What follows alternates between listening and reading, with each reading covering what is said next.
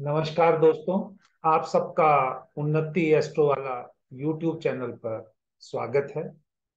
आज मैं इस वीडियो के द्वारा आप सबके साथ वैदिक एस्ट्रोलॉजी की कुछ प्रिडिक्शंस कैसे वेरीफाई कर सकते हैं, क्योंकि ये चार्ट जो है वो ऑलरेडी एक ऐसे व्यक्ति का है जिन्होंने सब कुछ अपने जीवन में हासिल कर लिया था। लेकिन इसको कैसे आप आगे लगा सकते हैं, इस पे प्रैक्टिस कर सकते हैं। और वैदिक एस्ट्रोलॉजी में बहुत सारे दशा सिस्टम हैं। विंशोत्तरी दशा सिस्टम, कालचक्र दशा सिस्टम, बहुत सारे लोग बहुत प्रोमिनेंटली प्रिडिक्शन के अंदर लगाते हैं। लेकिन कुछ लोग कालचक्र के साथ भी या विंशोत्तरी के साथ भी एडिशनल लेवल पे योगिनी दशा सिस्टम को वेरीफाई करने के लिए यूज करते हैं या त्रिभागी दशा सिस्टम को यूज करते हैं। क्योंकि जब हम ज्योतिष सीखते हैं, तकरीबन सारी दशा सिस्टम्स को या 5-6 तरह की दशा सिस्टम से हम लर्न करके अपनी प्रैक्टिस करते हैं। मैंने, क्योंकि वैदिक, भृगुनंदी नाड़ी, केपी और न्यूमरोलॉजी, इनकी स्टडी की है, इनको कोर्सों को पढ़ाया भी है आगे जातकों को। जब मैं न्यूमरोलॉजी और वैदिक एस्ट्रोलॉजी में मैच करने की कोशिश कर रहा था, क्योंकि भृगुनंदी नाड़ी में तो मैं प्रोग्रेशन ही लेता हूं, वहां से एक प्रोग्रेशन वर्ड पकड़ा।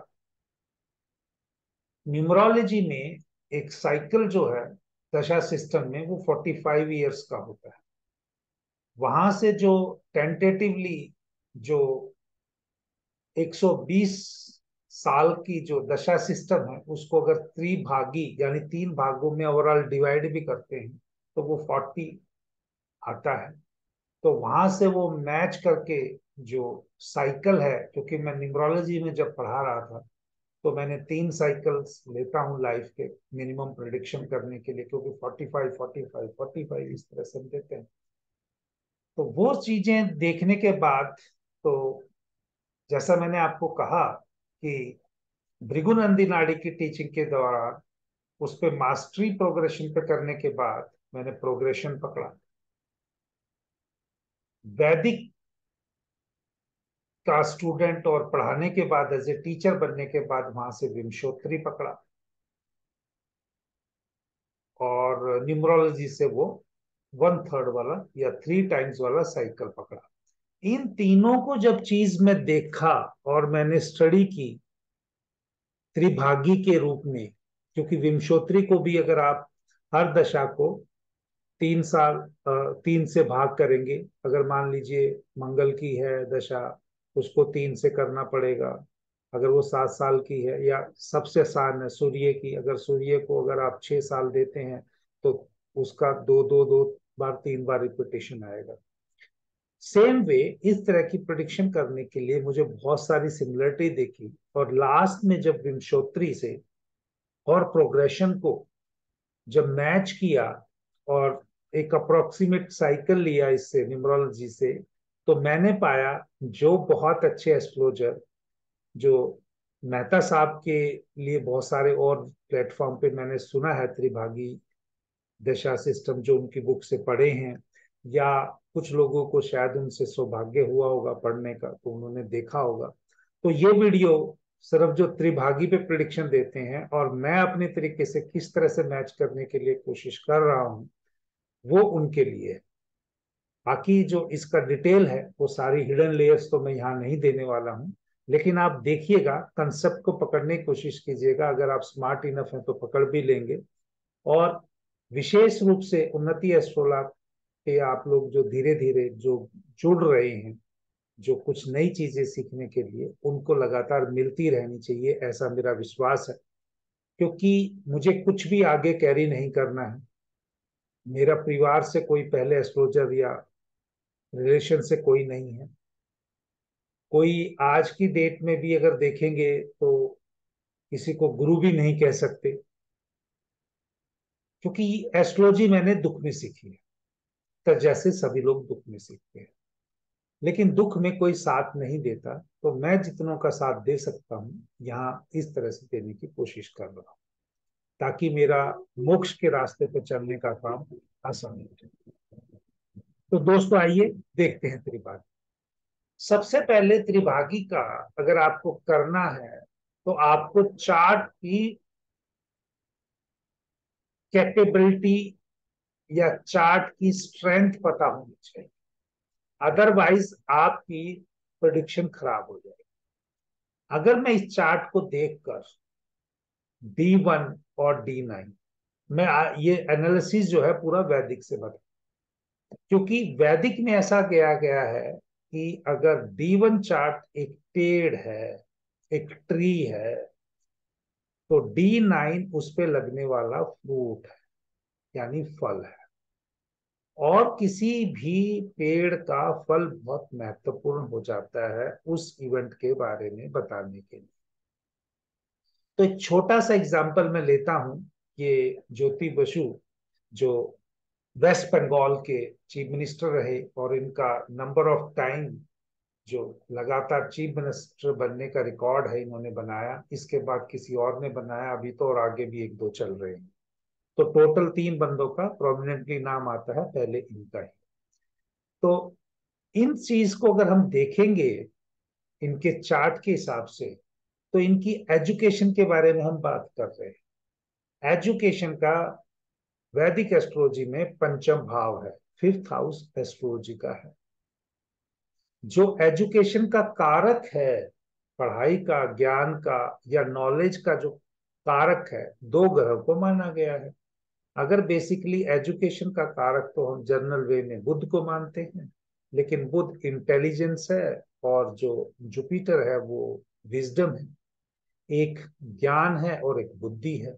तो पढ़ाई के दौरान अगर किसी को बुद्धि यूज भी नहीं करनी है और ज्ञान ही अर्जित करना है तो मरकर ही लेना है। लेकिन ज्ञान मतलब ज्ञान लेने के बाद उसका बुद्धि के द्वारा यूज करना है, आगे शेयर करना है, तो जुपिटर और मरकरी को आप फिफ्थ हाउस से जोड़ के देख सकते हैं क्वालिटी एजुकेशन की प्रिडिक्शन देने के लिए वैदिक एस्ट्रोलॉजी।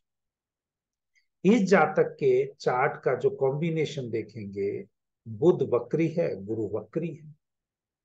वक्री ग्रह ज्यादा सक्षम हो जाता है रिजल्ट देने के लिए।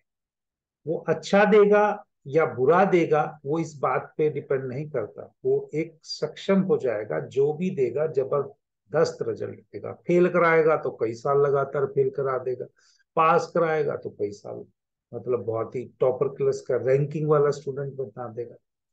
तो ये वक्री ग्रह की खासियत थी। और जुपिटर और मरकरी का कॉम्बिनेशन अगर किसी जातक की कुंडली में हो, तो वो जातक अक्सर ऐसा देखा गया है कि क्लास में टॉपर किस्म का होता है, या उसके टॉपर के लोगों में, या जैसे अगर क्लास में 30-35 जैसे एवरेज सेक्शन में स्टूडेंट होते हैं आजकल, उसमें से पहले 5-6 में होता है। इसी प्रकार अगर हम देखेंगे जुपिटर और वीनस, ऐसा जातक गॉड ब्लेस्ड होता है, उसको बहुत सारी भगवान की आशीर्वाद मिलता रहता है। तो इस चाँद और चंद्रमा जो है वो यात्रा का कारक माना गया है, क्योंकि चंद्रमा बहुत जल्दी जल्दी वो करता है। तो ऐसा जातक हो सकता है कि वो अपने घर से दूर जाके एजुकेशन प्राप्त करे। तो इन्होंने, अगर हम देखते हैं, बैचलर डिग्री इंडिया से ही की, लेकिन ये लॉ करने के लिए इंग्लैंड गए। ये लॉ करने के लिए इंग्लैंड गए। क्यों ये बैचलर्स डिग्री करने के बाद ही LLB करने के लिए इंग्लैंड गए? तो इसमें यहाँ पर लगन की डिग्री भी बहुत इंपॉर्टेंट हो जाती है। जस वो इसलिए इंपॉर्टेंट हो जाती है, अब मैं आपको कंक्लूड कर रहा हूं, कि जो त्रिभागी दशा है, 3 भागों में बांटी हुई दशा है, उसमें डिग्री का बहुत सिग्निफिकेंट है कि उसको फर्स्ट साइकिल में रिजल्ट मिलेगा या सेकंड में मिलेगा या थर्ड में मिलेगा। तो इनका जो लगन है वो अराउंड 14 डिग्री के है, और 13 से 14 डिग्री जैसा कि टाइम लोग कहते हैं। अगर वहां पर हम देखेंगे तो उस डिग्री के हिसाब से, यानी सेकंड में, तो यानी जो सेकंड साइकिल होगा वो एक प्रोमिनेंटली हो जाएगा दशा सिस्टम या लेटर पार्ट। तो ये जो इस चीज का हम कहेंगे कि दशा सिस्टम के हिसाब से ये अराउंड 1935 में इन्होंने ग्रेजुएशन किया और 35 के बाद ये फॉरेन चले और वहां पे एलएलबी वैसे तो नॉर्मली आजकल कोई लोग करते हैं तो मेरे ख्याल से 3 साल की है, लेकिन अगर जो 10+2 के साथ करते हैं तो 5 साल की भी है। तो लेकिन इनकी एजुकेशन है वो 1940 में कंप्लीट हुई। तो इस चीज के लिए अब आपको चंद्रमा का प्रोग्रेशन पूरी कुंडली में लगाना आना चाहिए। साइकिल मैंने आपको बता दिया कैसे हमने डिवाइड किया, डिग्री के हिसाब से जो लगन की हमने बता दिया कब उसको रिजल्ट फर्स्ट साइकिल में मिलेगा या सेकंड में मिलेगा, और थर्ड नंबर पे जो प्रोग्रेशन है चंद्रमा का वो बताएगा। तो इनका चंद्रमा का जब प्रोग्रेशन था उस टाइम पे वो जुपिटर के साथ रिलेशन बना रहा था, और जुपिटर के साथ जब वो रिलेशन बना रहा था तो जुपिटर और चंद्रमा कुंडली में शनि की राशि में बैठे हुए हैं। और वहां पर अगर आप वैदिक से विंशोत्तरी भी देखेंगे तो ये शनि की महादशा में शुक्र के अंतर में विदेश पढ़ने के लिए गए।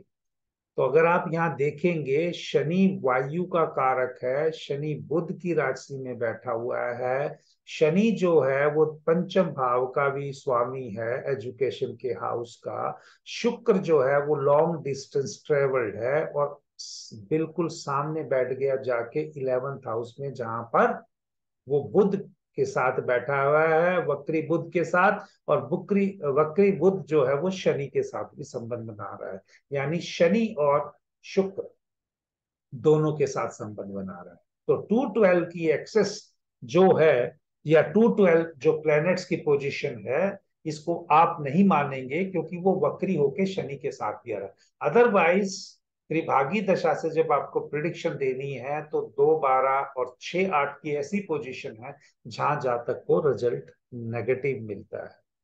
तो ये जब अराउंड आप एज तो इनका दिखा लिख लीजिएगा कि 1914 का जन्म है, और जब अगर ये 35 साल की उम्र में गए तो उस टाइम पे 1935 में गए तो यानी 21 साल में इन्होंने एलएलबी बैचलर्स की डिग्री कर ली, तब ये फॉरेन गए। तो वहां से आप चंद्रमा का करेंगे तो चंद्रमा का प्रोजेक्शन आप देखने के बाद लगा सकते हैं कि कहाँ पर आएगा। उस चंद्रमा की प्रोजेक्शन की वजह से ये बाहर पड़ने गए। और सिमिलरली जो है ये बाद में इन्होंने जो जब 5 साल वहां लगाने के बाद, 5 साल वहां लगाने के बाद इन्होंने वहां पे डिग्री कंप्लीट कर ली, लेकिन इसके बीच में एक बार इंडिया शायद आए। और उस पास मुझे पक्का नहीं पता है, लेकिन इन्होंने 1940 में डिग्री भी की और 1940 में ही इनकी मैरिज भी हो गई। हाँ, ये अलग बात है कि 1942 में इनकी वाइफ की डेथ भी हो गई 2 साल शादी के। तो अगर मैं दोस्तों आपको उस तरह से बताऊं कि जो मैं त्रिभागी दशा ले रहा हूँ शनि शुक्र की में, शनि शुक्र की में इन्होंने डिग्री कंप्लीट की और विदेश चले गए हायर एजुकेशन करने के लिए। कारण बता दिया था क्योंकि शनि जो है वो बुध की राशि में बैठा है और शुक्र जो है बुध वक्री के साथ बैठा हुआ है 11वें भाव में, तो पूरा जबरदस्त। और 9वें भाव जो विदेश को या लॉन्ग डिस्टेंस को या हायर एजुकेशन को रिप्रेजेंट करता है वो वहां पर उसके साथ संबंध बना रहा है। हाँ, इनकी जो शादी हुई थी वो मरकरी और केतु के उसमें हुई थी, तो 212 है। लेकिन क्योंकि यहाँ पर जो मरकरी है वो रेट्रोगेट है, 212 नहीं माना जाएगा। अदरवाइज बहुत कम चांस है, क्योंकि सॉरी, इनकी जो डिग्री कंप्लीट हुई है, क्योंकि केतु एंड को भी करता है, तो मरकरी केतु के पीरियड में क्योंकि वो 212 नहीं है और बकरी होके वो बुध पीछे आ रहा है, तो मरकरी केतु के पीरियड में इनकी एजुकेशन कंप्लीट हो गई और बैरिस्टर बन गए ये यहाँ पर, क्योंकि इंग्लैंड में उस टाइम पे बैरिस्टर ही बनते थे। और मरकरी वीनस क्योंकि दोनों इकट्ठे बैठे हैं और शुक्र जो विवाह का कारक भी है, तो मरकरी शुक्र के पीरियड में इनकी पहली बार मैरिज हो गई। अब देखिए जो मरकरी है जो वो अब जो है वहां पे केतु था, केतु और जो मैंने पीरियड कहा मरकरी का था वो इतना डेंजरस नहीं था, लेकिन क्योंकि अब जब जब नेक्स्ट पीरियड आएगा, जब मरकरी और मार्स का पीरियड आएगा, तब वहां पर मार्स केतु की एनर्जी लेके आएगा। उस पीरियड में उनकी वाइफ की मरकरी मार्स के पीरियड में डेथ हो गई। फिर काफी साल तक इन्होंने शादी नहीं की, लेकिन उन्होंने सेकंड जो मैरिज की वो शुक्र और मरकरी के पीरियड में ही की। तो वो 212 वहां पर आपको दिख जाएंगे। हाँ, फर्स्ट टाइम ये जब डिप्टी चीफ मिनिस्टर बने तो उस टाइम पे मोस्ट प्रोबेबली थोड़ा सा, क्योंकि कैलकुलेशन में दिक्कत आ रही है, जुपिटर का प्रोमिनेंट पीरियड है, लेकिन वो जुपिटर का जो त्रिभागी दशा खत्म होके वो जुपिटर की तरफ जा रही थी। लेकिन जब ये चीफ मिनिस्टर बने पहली बार 1977 में, तब इनकी सैटर्न राहु की दशा चल रही थी, त्रिभागी दशा। और 5-9 की दशा विंशोत्तरी की हो चाहे त्रिभागी की हो, चाहे आप योगिनी दशा के कैलकुलेट कर लें, ये हमेशा रिजल्ट देती है। और छठे भाव में शनि, सूर्य या राहु बैठे हों तो जातक को जंप देते हैं। एक रिनाउंड, छठे भाव में शनि हो, छठे भाव में सूर्य हो, छठे भाव में राहु भी हो, तो ये जातक को औरों के मुकाबले अचानक मान सम्मान या पोस्ट देने की कैपेबिलिटी रखती है। फिर अभी मैं एक नेगेटिव इवेंट की भी इसमें बात कर लेता हूं। तो यहां पर अगर हम देखेंगे, जब इनका अटल बिहारी वाजपेयी की जब गवर्नमेंट गिरी फर्स्ट टाइम अराउंड 1996 में होगा शायद, तब उस टाइम पे इनको अपोजिशन वालों ने प्रोजेक्ट भी किया था, लेकिन इनकी पार्टी ने उसको मना कर दिया। और उस टाइम पे मना करने का जो पीरियड अगर आप देखेंगे तो 212 है, मून और राहु का। क्योंकि 212 अगर रहेगा तो जातक को फलित नहीं होने देगा, 5-9 होगा तो फलित हो जाएगा, इवन 6-8 भी है वो स्ट्रगल देगा या खत्म कर देगा उस चीज को। आप इस तरह से देख सकते हैं। तो इनकी अगर हम फाइनली बात करें, जुपिटर केतु का जब इनकी त्रिभागी दशा चल रही थी और इनकी डेथ हुई थी, तो उस टाइम पे इनकी डेथ हुई थी अराउंड 17 जनवरी 2010, 17 जनवरी 2010। तो उस टाइम पे इनकी जुपिटर और केतु का त्रिभागी दशा का और अंतरदशा का कोरिलेशन चल रहा था, क्योंकि वो एक दूसरे से 6-8 बैठे हैं। और जो जुपिटर जो है वो मार्केश स्थान का स्वामी भी है, और जो है केतु है वो सूर्य की राशि में बैठा है और वो शनि के साथ बैठा है। तो चौथे भाव पे सूर्य और शनि दोनों दृष्टि डाल रहे हैं। और जुपिटर रेट्रोगेट भी है, वो पीछे आएगा। तो जब तक अगर आप देखेंगे लाइफ में प्रोमिनेंट इवेंट होती है तो फोर्थ हाउस की प्लेनेट का रिलेशन जरूर रहता है, वो एक्टिव रहता है। और तभी व्यक्ति का जन्म और मरण, दुनिया में आने का या दुनिया से जाने का, वो एक कोरिलेशन बनता है। वो किसी और वीडियो में किसी और समय बात करेंगे। दोस्तों, अगर आपको ये वीडियो अच्छा लगा हो त्रिभागी दशा के लिए आपको सबसे पहले मैं फिर रिपीट कर रहा हूं, आपको देखना है कि लगन की डिग्री 0 से 10, 10 से 20, 20 से 30, ये 3 से कर लीजिए। फिर जो वो साइकिल होगा कि पहले पहले साइकिल में प्रोग्रेस होगी या सेकंड में होगी, थर्ड में, वहां से आसानी मिल जाएगी। दूसरे नंबर पे जो इम्पोर्टेंट पॉइंट है, आपको चंद्रमा का प्रोग्रेशन निकालना आना चाहिए। जब तक आप चंद्रमा का प्रोग्रेशन वहां पर नहीं निकालेंगे तो उस भाव से संबंधित इवेंट नहीं होगी। तीसरी जो बात मैंने यहाँ पर कही है वो ये कही गई है कि भाई, आपका जैसे हम न्यूमरोलॉजी से साइकिल लिखते हैं तो न्यूमरोलॉजी में अराउंड 45 होता है, इसमें 40 इयर्स का होता है। तो उसके बीच में आपको आइडिया लग जाता है कि हमें क्या, कब क्या चीज मिलने की संभावना होगी। तो इनको मैच करेंगे तो आपकी त्रिभागी दशा की कभी भी प्रिडिक्शन खराब नहीं जाएगी। देखते रहिए उन्नति एस्ट्रो वाला। जय श्री राम।